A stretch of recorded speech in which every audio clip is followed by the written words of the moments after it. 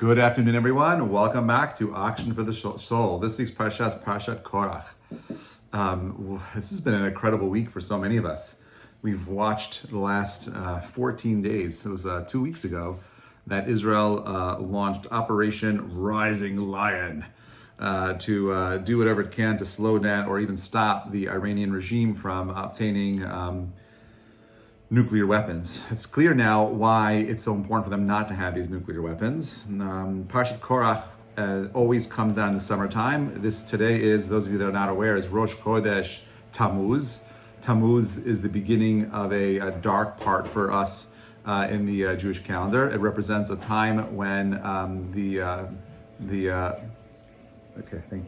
where the powers of Esav, right, take over, and it is not a month that is favorable to Jews. It is a time where there is tremendous amount of divine justice, and therefore these parshiot, like last week we read Shlach, where Moses sends out the Meraglim, the spies, to spy the land. They came back with this land as a report, and Moses feels frustrated by the leaders' inability to get to a place of agreement about how, irrespective of whatever challenges may lie in the land of Israel, somehow God will help us the same way he did out of Egypt. Parshas Korach is a little bit different. Korach comes from a prestigious family. He is a first cousins with Moses. Pasuk begins, V'yikach Korach ben Yitzhar ben Kahat ben Levi v'Datan v'Aviram ben Eliyav on ben Pelet ben Ne Reuven. Okay, you have this guy named Korach, and he is the son of Yitzhar, the son of Kahat ben Levi. Kahat's brother was Amram. That was Moses' father. So you have this concept of V'yikach Korach. The word V'yikach is a very strong word. It means, and he took, right? This kind of reminds me of like every single rebellion that takes place where people take power. And we'll try to explore what happens when you take power. Whereas Moses, who did not ask for power, power was bestowed upon him, granted to him. A leader is someone that is appointed by the people, not someone who grabs power. So for example, famous story with Rabbi Moshe Feinstein, who was one of the greatest leaders in the United States, massive Torah scholar. A reporter once asked him, he said, who appointed you to be leader? And he says, no one appointed me. He's like, one guy came to ask me questions and a bunch of other people came to ask me questions. And then eventually people found out that I have good answers and they kept coming to me over and over again, but no one ever appointed him anything. He certainly didn't appoint himself. And most people who are in a position to be leaders never take the mantle of leadership. They just somehow become the leader, and often against their will. If you look at Maimonides and look at his daily schedule, he writes how he would wake up early in the morning and meet with people all day, and then go to work, and then come back and have a line of people waiting for him again. He would collapse before he got to his bed. That's how exhausted he was. But he was someone who never wanted that leadership position, but someone who took on the mantle of leader because it was thrusted upon him. But over here, Korach says, V'yikach Korach ben Yitzhar ben Kahat ben Levi. These guys want power. There's rebellion in the wilderness. Now, what's going on over here is like this. After the sin of the golden calf, these 250 people that joined him, Korach and his rebellion, were people that were firstborn children who felt that as a result of the Egel, the golden calf, they were no longer going to take on any kind of positions in the Mikdash, in the tabernacle. And so they were demoted. And Korach's like, well, I should have been the high priest. These guys should have been, having a space in the temple. They didn't. And therefore, this is Moses practicing nepotism, choosing a family member over, the responsible allocation of sharing the position in the temple itself. Pasuk continues, Vayakumu l'fnei Moshe v'anashim ibnei Yisrael, 50 times, these are the 250 people, U'nesi'ei eda u'kri'ei moed anshe Shem. These were not just regular people, these were people that summoned for meeting. These were people of anshe Shem, these were people of high caliber people, not riffraff. This is not the poor people, the peasants rising up. These are distinguished, intelligent, educated people, which unfortunately so often is the case. V'ikalu el Moshe, and they gathered before Moshe el Aaron, v'yamru alehem, Rav lachem, It's too much for you. Ki kol ha'eda kulam kedoshim u'tocham Hashem. Everyone is holy. Who says you're the holy people over here? Umadua titnasu al kahal Hashem. Who says, so why do you rise yourselves above the congregation before God? If we're all equal, why do you have a higher station and a better position than I do? V'yishama Moshe v'yipol panav. Moshe hears this and he falls on his face, just like, oh my gosh, like what are you guys doing? You're messing this up.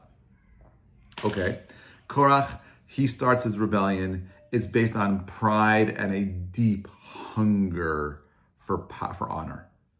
Okay, they gathered against Moshe and Aaron. We're all holy. Why do you rise yourself up above everybody else? Korach, a Levi, he's a high status, high family, tremendous amount of honor. His rebellion comes from a deep sense of jealousy, an insatiable desire for kavod, for honor. Rashi says he looked for greatness because he resented Aaron's appointment.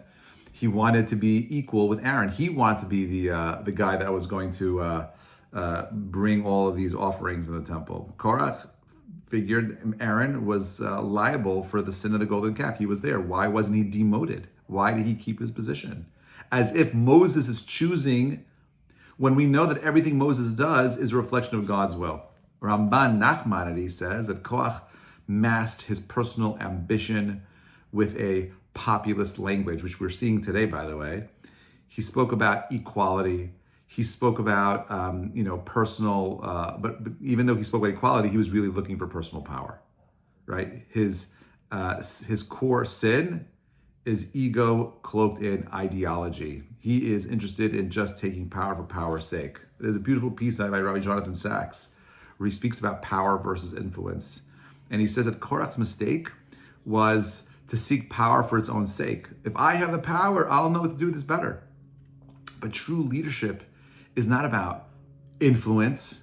It's about serving others. It's not about elevating yourself. It's about providing and giving to others unconditionally. When the Shah of Iran had the coup and the Ayatollahs kicked him out, that was a power grab because they also said, well, who says the Shah should be in power? He's too influenced by the Westerners. And what happens? These guys take a military coup for religious reasons, right? They have a higher sense of morality here. And they're going to save their country with their values. But in the interim, what ends up happening is that they take this coup, they push out the king, take over the government, and they enslave the whole entire people, giving them less rights, less ability to move freely in that country. Interestingly, the people that actually helped the Ayatollahs were the radical left in Iran 47 years ago. Not a coincidence that that's happening today as well. Now, Korach's rebellion is framed as justice, framed as a noble, higher spiritual calling. We're all holy. Moses, why are you dividing us? When in reality, we're all equal. But in reality, what was truly happening, whether he was aware of it or not, is a power grab. Okay, real leadership uplifts other people. It's not about getting ahead. It's about bringing others with you. That's what Moshe was trying to do, elevate the people. There's a great piece of I saw over here from Rabbi Menachem Mendel of the Kotzker Rebbe. He talks about Penina and Chana. Those of you who are not familiar, Samuel, who is a descendant of Korach, is the Haftorah. At the end of each Torah portion, we read something from the prophets, and we read about Samuel and his role in helping the Jewish people. And he's a descendant of Korach. Part of Korach's mistake was seeing in the future and recognizing that he would have a descendant as great as Samuel. Samuel is known to be as great as Moses and Aaron, so he must have been justified in his rebellion. Listen to what Rabbi Menachem Mendel says. He says that the sages teach that Penina, right? Penina she had righteous intentions when she taunted Chana. Chana was Samuel's mother. She said, "Oh, Chana, you're barren. Why are you barren?" So Chana, she was taunting her because she wanted Chana to turn to God. She wanted Chana to turn to God in intense prayer. So therefore, Penina is bullying Chana because she's like, oh, if I bully her, then she'll pray to God and maybe she'll get her prayers answered. Now, we know Penina is punished for what she does. But listen to what Remendel of Chazak says. He says, yeah, quote, only when one acts for the sake of heaven can one be so cruel. I love that line. Meaning, Penina's like, of course I could be cruel because I want her to do tshuva. I want her to go ahead and pray. So my cruelty is okay. You think you're better than everybody else. You could figure it out. You could go ahead and understand what someone else is trying, what they're doing. You're not in a position to judge somebody else. Only God knows what's in the hearts of man, Penina. You're not in a position to go ahead and be cruel. You can't justify cruelty to another person because of your self-righteousness. It's called if you look at the Perkei Avot, it says that there's if you want to understand machloket, you'll understand machloket. Machloket is the prototype for machloket is the argument between Hillel and Shammai, and the opposite of that is Korach. Right? Well, why is it called the Hillel and Shammai and Korah? Why isn't it called the machloket of Moshe and Aaron, Moshe and Korach? Right? And we understand that Korach and his followers fought among themselves. Right? You can't equate Moses in there. Moses wasn't fighting with anybody. He wasn't looking for honor for himself. He was the most humble man that walked on the planet. Korach was the epitome of machloket. The prototype for a proper machloket, Hillel and Shammai, each one wasn't doing it for their own honor. They were searching for truth. Shimshon Lefal Hirsch, right, says that Korach rejected the divinely ordained structure, not to uplift the nation, but to remove any barriers for his own advancement. If we're all equal, then anyone could take the station. Ego-driven nature of Korach's rebellion, rather than submitting to God's divine structure, Korach frames submission as oppression. You're oppressing us. Why are you putting yourself above us? This is a part of all the political left. Pride turns holy structure into a personal prison. Right. But true humility accepts and recognizes that not every elevation is meant for me. That's not my position of power. Rav Kook says in Orat HaKodesh, he says, true greatness is not dominating in others, but illuminating them through selfless service. Can you imagine if the leaders of this country were not the richest people? Like, so many people in the Senate right now made millions of dollars working in the government, and they're supposed to be humble servants, and instead they're only ingratiating themselves. That's not leadership. That's a corruption. That's a perversion of power. Rav Kook teaches that light doesn't overpower. The purpose of light is to reveal. Moshe's leadership, it came from this deep humility. He removed himself so that other people could stand up. He wanted Moses to shine. He wanted Joshua to shine. He wanted Caleb to shine. He wasn't looking for the mantle of leadership. Right? He's the most humble man. It was the opposite of Korach. He didn't want honor. Moshe, and that's exactly why Moshe was precisely fit to lead. Now, what's interesting is that, for some of you people here, we have some people from the former Soviet Union. Stalin's revolution promised equality, but it devolved into a totalitarian control, mass purges, and famine, chaos, right? Millions of people died. More people died in Stalin's USSR and Mao's China. The culture of revolution in China uprooted all traditions. It crushed intellectual freedom, all to do one thing: preserve power. Power is everything for these people. Both of these ideologies began with ideals, of course, fairness, equality, and so on and so forth, but they ended in the suffering due to leadership because these people were intoxicated by control and power. Okay, again, honor becomes the goal. People suffer. This is, we've seen the lesson over and over again. So you have a guy like Zoran Mamdani, right, who just won this, mayoral primary. It's a disaster, right? Korach's motivation is honor, right? What's driving him is jealousy. Moshe is thinking about the service of God and the people, right? Korach's using a populist rebellion.